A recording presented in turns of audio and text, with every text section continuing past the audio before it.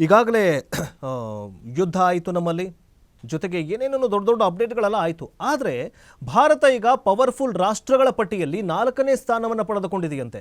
ಅಂದರೆ ಆರ್ಥಿಕತೆಯ ಪಟ್ಟಿಯಲ್ಲಿ ಈಗ 4ನೇ ಸ್ಥಾನವನ್ನು ಭಾರತ ಸೇರಿಸಿಕೊಂಡಿದೆ.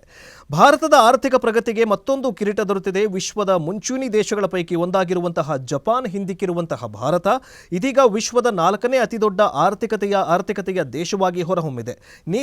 ನೀತಿ ನಿಯೋಗದ ಸಿಇಒ BR ಅಂದರೆ ಸುಬ್ರಹ್ಮಣ್ಯ ಅವರು ಈ ಒಂದು ಸುದ್ದಿಯನ್ನು ಹಂಚಿಕೊಂಡಿದ್ದಾರೆ. ದೆಹಲಿಯಲ್ಲಿ ಆಯೋಜಿಸಲಾಗಿದ್ದ ನೀತಿ ಆಯೋಗದ 10ನೇ ಆಡಳಿತ ಮಂಡಳಿಯ ಸಭೆಯನ್ನು ಉದ್ದೇಶಿಸಿ ಮಾತನಾಡಿದಂಥ ಸಂದರ್ಭದಲ್ಲಿ ಭಾರತ 41.9 ಲಕ್ಷ ಕೋಟಿ ಡಾಲರನ್ನು ದಾಟಿದೆ. ನಾವು ಈಗ ಜಪಾನನ್ನು ದಾಟಿ ಮುನ್ನುಗ್ಗಿದ್ದೇವೆ ಅಂತ ಹೇಳಿದ್ದಾರೆ. ಈಗಾಗಲೇ ಕೆಲವೊಂದಿಷ್ಟು ಆರ್ಥಿಕ ಪಟ್ಟಿಗಳಲ್ಲಿ ಭಾರತ ಮೊದಲು ಅಮೆರಿಕ ಇದೆ. ಅಮೆರಿಕ ಎಷ್ಟಿದೆ, ಎಷ್ಟು ಟ್ರಿಲಿಯನ್ ಡಾಲರ್ ಅದನ್ನು ಆರ್ಥಿಕವಾಗಿ ಅಂದರೆ ಎಷ್ಟು ದುಡಿಯತ್ತಂತಂದರೆ 41 ಪಾಯಿಂಟ್ ಸಮಥಿಂಗ್ ಎಷ್ಟೋ ಇದೆ. ಅಮೆರಿಕ ಮೊದಲ ಸ್ಥಾನದಲ್ಲಿದ್ದರೆ 2ನೇ ಸ್ಥಾನದಲ್ಲಿ ಚೀನಾ ಇದೆ, 3ನೇ ಸ್ಥಾನದಲ್ಲಿ ಯಾವುದೋ ಒಂದು ಬೇರೆ ಒಂದು ದೇಶ ಇದೆ. ಅಂದರೆ 4ನೇ ಸ್ಥಾನಕ್ಕೆ ಈಗ ಭಾರತ ಸೇರಿಕೊಂಡಿದೆ.